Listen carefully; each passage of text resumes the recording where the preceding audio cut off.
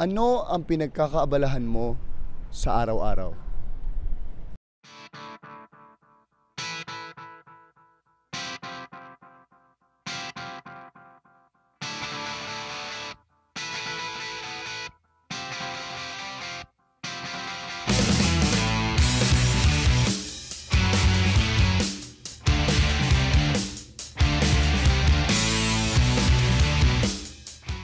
Marami kong pinagkakaabalahan sa araw-araw. Unang-una, siyempre ang pag-ano ko sa aking pamilya, paglilingkod ko sa Panginoon. Sa pamilya, andun yung talagang pinagluluto ko sila ng pagkain. Lalo na yung anak ko nag-aaral. Sa umaga pa lang, madaling araw, gising na ako. Tapos pagkatapos na maipaghanda ko sila, andun naman yung gagawin ako maglalaba, andun yung maglilinis ng bahay. Kung titingnan ko napakarami, pero ang hindi nawawala sa akin lagi ay yung unahin ko Panginoon. Gaano kahalaga at gaano kalalim ang relasyon mo sa Diyos? Kung tatanungin mo yan, ang pinakamagandang tanong sa akin sapagkat talagang napakalalim ng pagkakilala ko sa Panginoon. Unang-una, na talagang nakilala ko siya sa buhay ko, hindi lamang isang tagapagligtas, kundi talagang Panginoon na dapat kong sundin. Habang binabasa ko yung kanyang salita, nakita ko na talagang napakarami ko palang kailangan sundin sa Panginoon. At kung titingnan ko, nung hindi pa ako nakilala, napakarami ko palang kasalanan. Na nakita ko na hindi pala ako matuwid sa Panginoon, ako yung makasalanan at kailangan ko si Jesus para ako magkaroon ng kapatawaran. Ganun ko siya nakilala at nakita ko talaga na nang tinanggap ko siya sa buhay ko bilang Panginoon tagapagligtas ng buhay ko, nagkaroon ako ng tunay na buhay.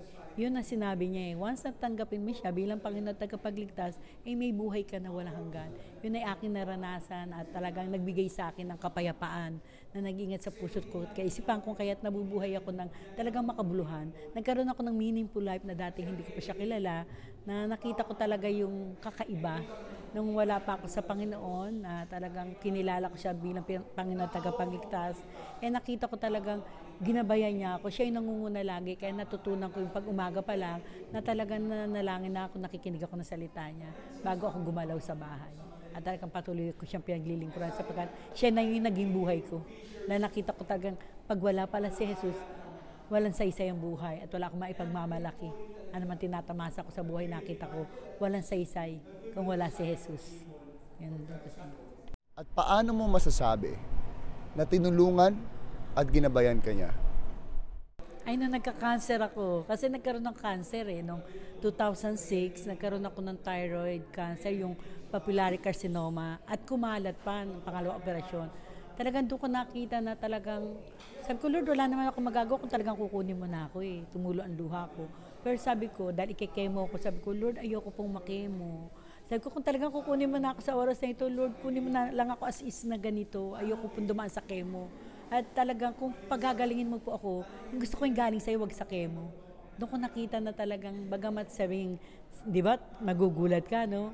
May cancer ka, nabigla ako talaga, pero tumingin lang ako sa kanya, tumulo ang luha, kuminga ako ng tawad, at nang naramdaman ko yung kapayapaan, binigay ko na sa kanya buhay ko.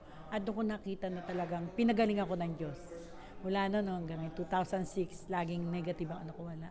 Naging negative. Kaya sabi ng doktora sa akin, Isis, ba't ang taba mo, hindi ka ba nakimo? Hindi po yan ng Diyos, pinagaling ako ng Panginoon. Kaya doon ko nakita, bagamat mahirap yung hinarap ko na cancer, at dalawa pa, sa breast din, at naging yung doktor na consultant, nagulat. Bakit? Paano nangyari yun? Yung cancer ko, cancer stage 2B, nung nakuha na, naging negative. Kasi talagang hiningi rin namin sa Lord Sabi ko, di mag-pray tayo. Alam ba, nag-pray kami mag-asawa. Pagbukas ko ng Bible, narinig ko yung panalangin mo, pagagalingin kita. Sabi ko, yes Lord, thank you. Nung doon na sa operation, talagang yun ang inangking ko. At yun ang nangyari. Pagkuha ng buko, nagulat ang doktor, naging negative ganong cancer. Hanggang sa ngayon, dahil kaya ako natiyak, dahil lagi ako nagpapacheck up at ngayon nga, alis ako, punta akong Canada, talagang in-overall check up ako, wala, negative. Doon ko nakita na masarap magbigay ng buhay sa Diyos. Nadidinig ka lagi. Yan ang pinakamaganda. Nahirapan pero naging madali dahil walang imposible sa Panginoon. Mayroon ka bang mensahe o kahit na advice para sa aming mga kabataan? Ang mensahe ko balik sa mga kabataan ngayon na talagang kailangan ninyo na talagang sa lahat ng gagawin nyo, unahin nyo ang Panginoon sapagkat sa Panginoon lang kayo pwede magtiwala sapagkat lalo na ngayon ang kabataan ay matitigas ang ulo. Titingnan natin talagang kabataan ngayon na masuwayin na kaya napapahama. Kaya ang mensahe ko lamang na lumapit kayo sa Diyos. Ang Diyos ay naghihintay para kayo tulungan at kahabagan. Mabuti ang Diyos, mapagmahal at kung talagang tunay na tatanggapin niyo siya bilang Panginoon at tagapagligtas, kayo magkakaroon ng talagang kaligtasan na sinasabing yung buhay ang matatanggap. At ito yung magiging kasama nyo sa inyong pag-aral kung kayo magkaroon ng katagumpayan. Magiging matagumpay kayo. Hindi pwedeng hindi sapagkat ang Diyos ay totoo sa lahat ng bagay. Maaari may magulang, may kapatid, may school, may professor na mahusay. Pero higit na mahusay ang Diyos na magbibigay ng katalinuhan. At yun ang talagang naranasan ko sa kabataan ng mga anak ko na talagang pinagpala sila dahil sa sumunod sila sa Panginoon. Yun lang, Panginoon talaga ang ating kailangan. Wala na talagang siya ay nagbigay ng karunungan, siya ay nag-ingat sa anak ko, biro mo, nakatapos, hindi naman natin hawak ang buhay natin eh.